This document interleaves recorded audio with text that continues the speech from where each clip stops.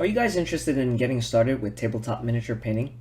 Or are you already a tabletop miniature painter, but you want to find out if there's other products that can help improve your painting? Well, I'm going to share with you guys some of the products that I use for my miniature painting. And if you're new to miniature painting, you'll be able to use some of the materials that I use as well to get started with your own adventures of miniature painting. So I hope you guys enjoy the video.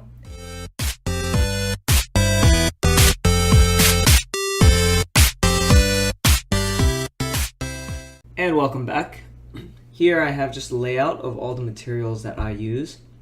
Some of the stuff here can be purchased through websites like Games Workshop or Miniature Market. Some other stuff you'll have to go to your local hobby shops and see if you can find as well. Obviously I'll start from the very beginning. Some of the models that I use happen to be cut out from sprues such as this, which is plastic. And this happens to be a Games Workshop plastic sprue. But you can have models that are made out of resin or pewter, as well as plastic as well. So this is just a painted figure. I just put this guy here just to show what I used in order to achieve a model to that effect.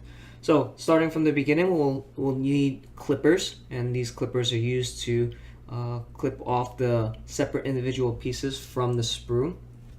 Also, any sections or chunks that are on resin or pewter, you can use your clippers to actually clip the bulk of that off and get your model ready.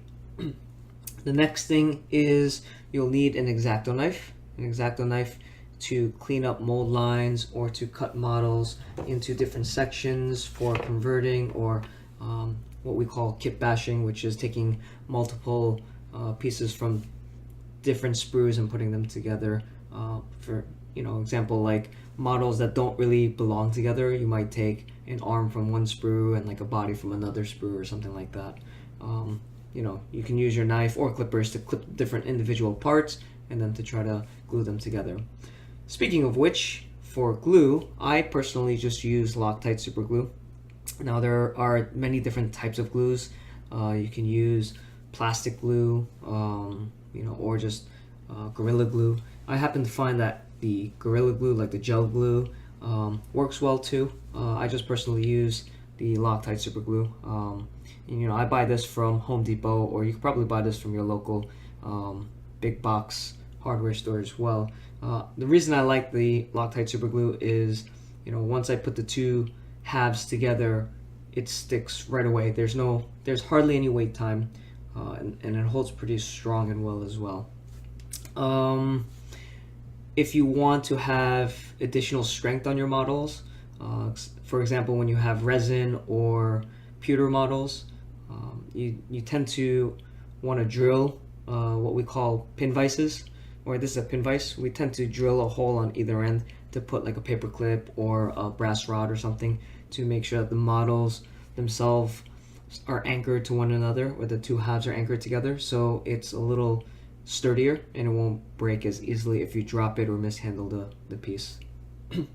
So once you have your model fully built and assembled, the next thing to do is to cover any crevices or cracks or gaps.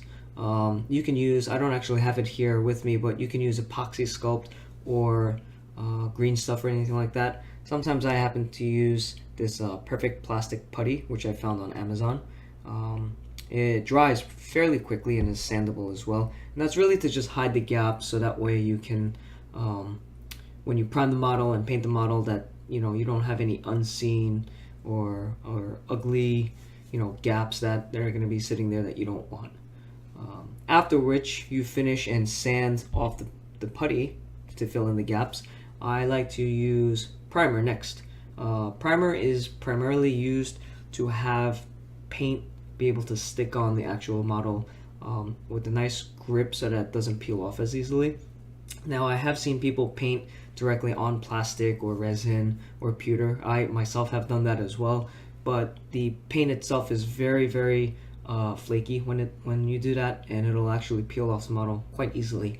So my suggestion would be to use some sort of primer. Now I have two types of primer here. I have paintable surface primer. This happens to be Vallejo, and this one is a dark German Panzer Gray, and this one is a lighter gray primer. You can use white primer as well. Here we have Games Workshop's Skull White primer. I don't think they call it Skull White anymore. It's something different, but that's an old aerosol primer can that I had laying around. So I just wanted to show that there's two different types. You obviously have your aerosol, which you can spray on, and then you have your paintable. Now you can use these primers right here in airbrushes as well. You don't have to dilute it or anything. You can put it straight from the dropper bottle here, or from this bottle, into your airbrush, and then you can spray on the primer as well. Once you model your piece, your tabletop miniature, or any model that you're using, and then you prime it, the next step is to actually paint the miniature. Now, in order to paint the miniature, there's a wide variety and range of different brushes that you can use. I happen to use smaller brushes around the size 0 or size 1. Some people use double zeros, triple zeros, micro brushes. It's really all in the feel and how you guys paint and how you feel comfortable with detail work. Personally, I just use zeros and ones. Sometimes for tanks or larger models, I go up to size 3 brush, which I don't actually have on hand right here. The brand of brushes are really up to you. There's really two different styles of brushes you can use. One being a synthetic brush, which is not natural. It's not something that it's basically man-made. And then the second version or style of paintbrush you can use is sable brushes. So this happens to be a Series 7 Winsor Newton size 0. This is the brush that I mainly use for all my detail work and basing. Sometimes I do go to my art hobby store around the corner and I'll buy Kolinsky brushes as well. There's a lot of different brands, so just do your research a little bit and see which brushes you would like to use. There's no wrong in using either either synthetic or sable brushes. It's just depending on how you feel the different types of brushes. One's a little more flexible and bouncy. The other ones tend to kind of hold their shape a little longer. Like I said, personally, I love using the Series 7.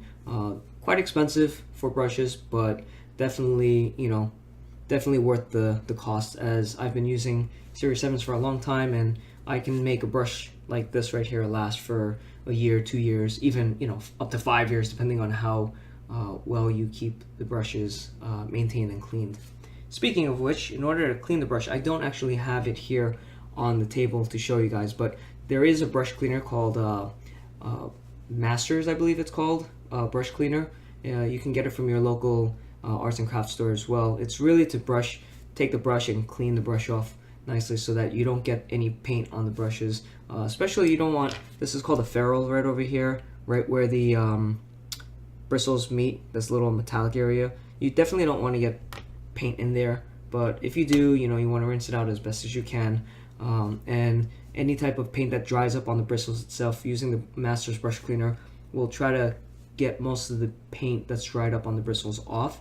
That'll help maintain the bristles, and you can use your brushes for a really long time then. Okay, moving forward, we talked about brushes, so moving forward to use different types of paints, I use mainly two types of paint. One is an ink, which I don't have it here either, but it's I use inks like FW or Liquitex inks. Those are acrylic based. They're more of like permanent inks that once you put on it won't come off. And then the other type is water-based acrylic paints as well. The two brands that I personally use is Vallejo and Citadel. I find that those two paints that I've used work best for me. Now, there are many different types of paints out there, like for example Reaper, obviously we said Vallejo, Citadel, there's P3. You can do your research and find the different various brands of paints out there, but find the one that works for you. I personally love using Citadel and Vallejo, so that's what I stick with. And that doesn't mean the other paints are not good. It's just I don't like to use them. So obviously they come in various colors. There's different styles as well. Citadels come in this pot style, which if you open up the pot here, right, so you have this little lip, and you can actually use the little lip to put water or draw paint out of. But I'll get into palettes and things like that in a little bit. And then the other style is this Vallejo, which is more of a dropper style bottle, right? So you can actually just turn it over, and then you can drop however many drops you want or however much paint you want. You can control it a little bit better using that. Obviously what I'm moving over here, this piece right here, is my light source. That's another thing that's going to be very important for when you're painting as well. You want to have a bright lit work surface, so that way you can see what you're painting, so that there's no real heavy shadows or anything. Otherwise, you may actually paint the miniature and not have areas covered to the paint color scheme, whatever that you choose, thoroughly. So you'll have paint showing through other layers of paint. So make sure you guys get a nice light source as well. I happen to be using what's called an OTT light. That's spelled OTT-LITE. It basically resembles or mimics daylight. You can find those at your local hobby store as well. Okay, so with lighting, and then we just talked about paints, talking about palettes. Really, you can use anything for palettes. You can use, the inside of a Chinese food container.